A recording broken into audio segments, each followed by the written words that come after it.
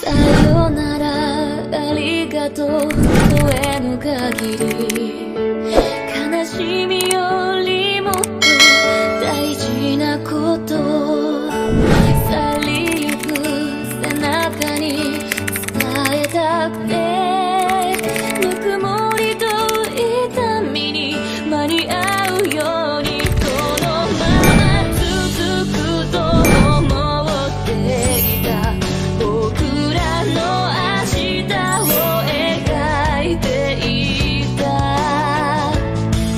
呼び合っていた光がまだAnne, point of view. Mami! Mami! Agad akong napatayo mula sa pagkakaupo ko sa high stool habang ipinaghahanda ng merienda ang tatlo nang marinig ko ang boses ni Zarn. Zarn really has a cute voice. I'll be the one to open the door for her. Nakangiti sabi ni Mama Linda. Ma, ako na po. Pigil ko rito at agad lumabas ng kitchen papunta sa anak ko. I heard the door clicked.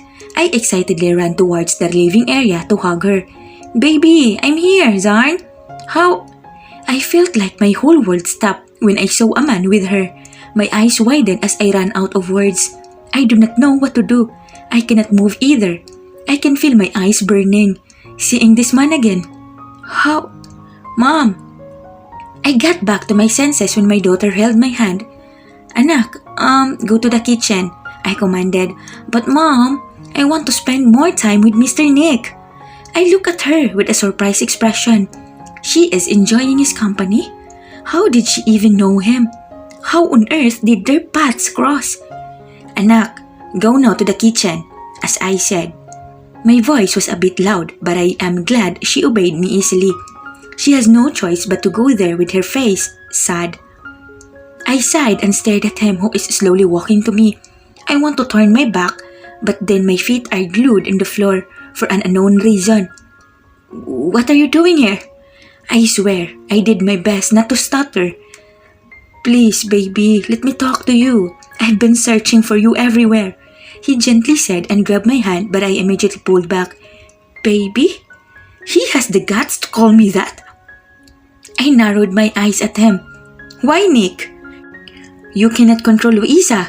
She is not as dumb as I was. Is that it? Kaya heto ka ngayon at guguluhin na naman ako? I shouted at his face and I immediately wiped the tears. Nick, you could have just let me go. Ayoko na. I whispered. I thought the wounds are already scars, but I guess they are not yet healed at all. Looking at this man right now, parang lahat ng hirap, sakit at insulto sa pagkatao ko, ngayon, bumabalik. With a single glance at him, brings back those painful memories which I badly wanted to be buried. I have been strong for my children, and I have to manage my strength, importantly, with this man in front of me. I will not let him tear me again. Please, baby, I've been a jerk. I was blinded, and I was deaf, but I changed, baby. I changed for you. For us. Please, forgive me. Please. It's for our child. He again took a step that made me step back. Tama na, Nick. Nakalimutan ka na ni Zarn. Malaki na siya. She grew up without even knowing you. Not even missing you. Can he just leave? I am shaking. For goodness sake. Hindi niya pwedeng makita sila Yurhi. Please, Anne. Gusto kong makita ang anak ko. Gusto ko na ulit kayong makasama. My life is so empty without you. And my life is hell with you. I coldly said and looked away. Please, Nick, umalis ka na. Wala dito ang mga ang anak mo. Baby, I beg you to let me see her, please. He again pleaded. I can see loneliness in his eyes, but no, those are the same eyes that fooled me before. He fooled me for seeing he loves me, that he will take good care of me, that he would not hurt me. I looked directly at him. Get out, Nick. Wala ka nang mapapala. I coldly said. Agad akong umiwas ng tingin dahil hindi ko kayang makipagtitigan sa kanya. Anne, baby, please, I love you. Tears went down, rolling from my eyes when I heard him say those. He really thinks that he can still spin my head with those 3 words. I love you, Nick, but you never did the same, so do not tell those again to me. No, I love you now, he said while trying to catch my eyes. I laughed bitterly. Don't you think you are too late for that? Please, Anne, I'm begging you, baby. Bakit ba ang kulit niya? Naiinis na ako. Tama na, Nick. Wala na. Hindi na kita mahal. Wala ka ng karapatan sa mga anak mo. Hindi na kita tatanggapin. Can't he understand the word live? Mga anak? I almost slapped my face. I am so stupid. My heart is pounding fast as my hands began trembling. Oh, please. Umalis ka na. I was not able to finish my word when the kitchen's door clicked and opened. Mommy! Yurhi made Zem cry. Yes, Mommy, he made me cry. He punched me. Zem shouted while crying. I rolled my eyes and disappointed to fate when I heard my sons. I looked at Nick and noticed how shiny his eyes are while amusedly looking at my sons. It's his fault, Mommy. It's just Tom is always at his side. Hey, you look like us. Are you Dad? Bigla akong napatingin kay Yurhi sa sinabi niya. What the hell? Ann, sino sila? Are these 3 boys mine? Ganun ba siya katanga para hindi makita ang pagmumuka niya sa mga anak niya? Umalis ka na, Nick. Pagtataboy ko ulit sa kanya but it seems like he cannot hear anything. He is just looking at the 3 of them in awe. Daddy, Nick? Agad na lumapit at nagpabuhat si Tom kay Nick at agad naman niya itong niyakap. What did my son call him? Parang nabingi ako. Mr. Nick! Sigaw din ni Zarn at patakbong nagpunta kila Tom at Nick. Nick immediately carried her too. Watching this scenario made me feel nervous and scared. My emotions are all mixed up. Nick? Mama Linda called and walked beside me. Mama Linda? Candy? Naguguluhang tanong ni Nick. Right now, I guess he already knows that his family know about us staying in this country for years now. Hinawakan ako ni Candy sa braso kaya tinapik ko lang ang kamay niya. I know she is scared for me too. She knows everything I went through on Nick's hands. Wait, Mom, explain. Who is this man? Yurhi angrily said again. Ibinaba ni Nick si Zarn at Tom, saka lumapit pa sa dalawa. He got down on one knee para magkakapantay sila. I can see tears flowing from Nick's eyes while he stares at his young versions. Why are you crying, Mr. Nick? Zarn asked him innocently. Nick wiped the tears using his left hand. I'm just happy to see you. Tell us, are you our dad? Zem asked. I was about to protest but I looked at Mama when she held my shoulder.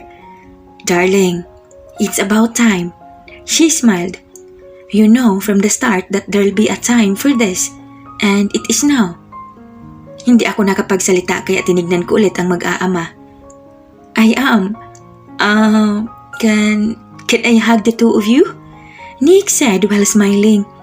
Zem immediately nodded at him, but Yurhi glared. Nick happily hugged Zem. Can I hug you too? Nick asked the boy, glaring at him. Umiling siya. No, I don't need a dad. I do not like you. And he ran upstairs. Nick looked so hurt because of his son's action, but who is he to protest? Kakausapin ko, ate. Presenta ni Candy at tumakbo din pa itaas. Dad, I'm happy to see you. I've been waiting for you, Zarn said happily. I honestly felt a pang of guilt. I know how happy Zarn was when Nick carries her. I know she longed for him. Wow, Daddy Nick, I'm happy you're our dad. You're handsome like us, Tom said too while his arm is at Nick's shoulder. Where did you work, Dad? Zem asked. They are comfortable calling him Dad. There, baby, in the US. So, tell me about yourselves, please. Masayang sabi ni Nick habang tinitignan sila at pinipigilan ang luha niya. They are happy. My kids are happy. Except, of course, for the rebel up there. I can see it in their eyes. I never saw them happy like this. Pakiramdam ko, Ang laki ng ipinagkait ko na kasiyahan sa mga anak ko. Dad, you know, I'm a good singer. I'll be singing on Friday. Zarn excitedly said. Wow, and I'll be watching you, baby. Mom, come, don't you miss Dad? Tom shouted at me. Kiss him too, Mom. Zem even added, it is better for Zem to be quiet after all. Sa kabilang banda, Nick, point of view.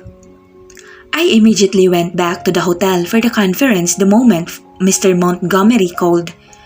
I would love to spend my days and night with them. If this is not important, I will not hesitate to dump this meeting.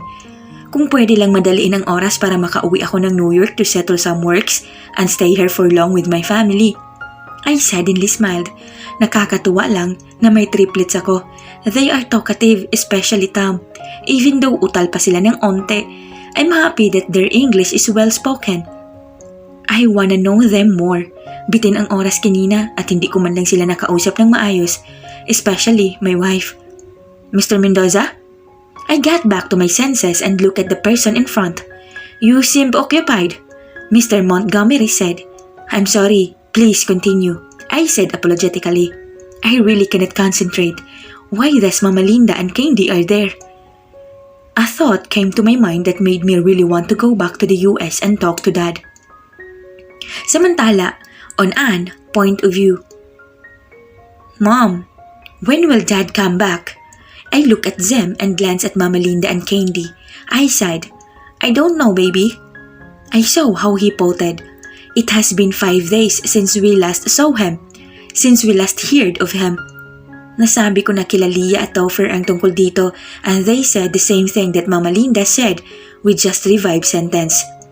Yeah, better if he doesn't come back, Yurhi said with boredom while chewing his cookies. No! Zem shouted at him. Agad na tumayo si Zem pero tumawa lang si Yurhi. Yurhi! Tom called out his name with warning.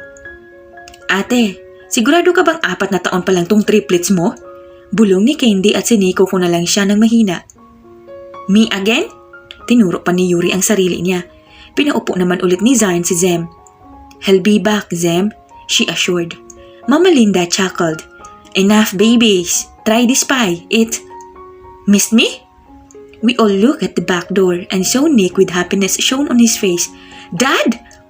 3 of them exclaimed out of excitement and ran immediately to Nick. Isa-isa niyang binuhat at niyakap sila Zarn, Zem at Tom. That old man. Bulong ni Yurhi habang nakahalop kip-kip pa at busangot ang mukha. Napailing na lang ako. Ano bang meron sa batang to? Mama. Nick kissed Mama Linda's cheek and hugged her. Come iho, I bake cookies and pies, Mama Linda said with a smile. He just smiled too and nodded. Sir? Lumapit din si Candy kay Nick at ngumiti. Nick smiled too. Call me kuya, he said, and Candy just nodded. He looks different. He is so soft-spoken and his smile is as bright as my children's. Napakaaliwalas ng mukha niya. He looks like a very happy man. We leave you now, okay? Mama Linda smiled. We have to cook some foods, she added and went inside with Candy. Nakatayo pa rin si Nick sa harap ko pero sa iba nakatingin. Kay Yurhi na nakaupo din at nakabusangot ang mukha sa tabi ko. Okay, I just know that they are having a staring contest. Si Nick na may saya sa mata at si Yurhi na magkasalubong ang mga kilay. I am really wondering what is with Yurhi. Yurhi, aren't you gonna hug Dad? Zarn asked and he just hissed. No doubt, mag-ama sila ni Nick. Napatawa na lang ng mahina si Nick at umiling habang tinitigan pa rin ang anak niya. What's funny? Yurhi asked. Nothing. Nick simply answered. Can I talk to you, Anne? This time, he is looking at me. I am actually having hard time thinking but in the end, I just nodded. I guess we really need to talk. He sat across me and looked straight into my eyes. Play babies, we'll just talk, I said to them and they all went to the poolside. I know everything. He started. Me too, Nick. What? What are you saying? Luisa, I simply said. What about her? I sighed. That you love her, Nick. That she's your lovely ex. That she's the reason why you went on that place. Siya yung kasama mo habang kami ni Zarn nanganganib kay Kyla noon. And I looked down. He leaned on the table. What do you mean? She's married. He confusingly asked. Noong tumawag sa'yo si Kyla, Nick? I paused. I think my tears are on their way down. She's in your house, holding a gun, pointed at me. He looked away. I didn't know, Anne. Listen to me, baby. I went to Toronto for a business matter and I saw her. She said if we could have a moment. I said yes because I want to prove to myself that I don't love her anymore. She's nothing to me and yes, I prove it. Inamin niya na mahal pa niya ako but she's willing to give me up. Baby, you are my home. He gently whispered. I will be lying kung sasabihin ko sa sarili kong hindi ko na siya mahal. But I do not want to risk again. Last time, I thought we had a chance. I ended up burning myself with the own fire of my love for him. I wiped my tears and looked away. Please, baby, give me a chance, please. Hinawakan niya ang kamay ko pero binawi ko rin. Natatakot ako, Nick. Ganyan din yung mga sinabi mo sa akin dati.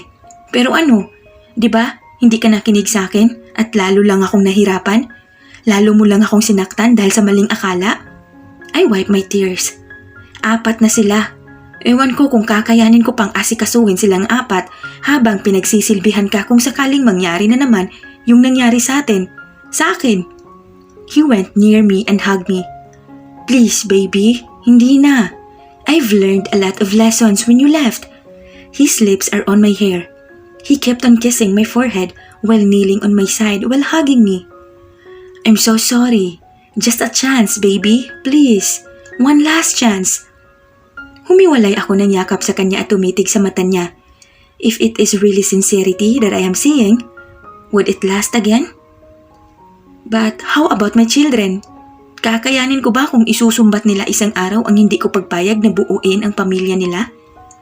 Can I really sacrifice their happiness for mine? Aren't their happiness is my happiness too? I nodded and smiled in the end. But please, Nick, hindi ko nakakayanin kung hindi niya ako pinatapos. He just brushed his lips on mine, passionately and gently. I can also feel tears from his eyes and mine. I love you, baby. Thank you. You're an angel. He whispered and wiped my tears through his hands. Aray!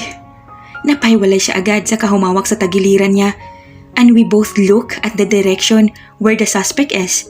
And we found Yurhi with his fist closed while glaring at his own father. What the hell, little guy? That hurts! Reklamo ni Nick habang nakatayo at nakatingin kay Yurhi. Why are you eating my mommy's lips, you old man?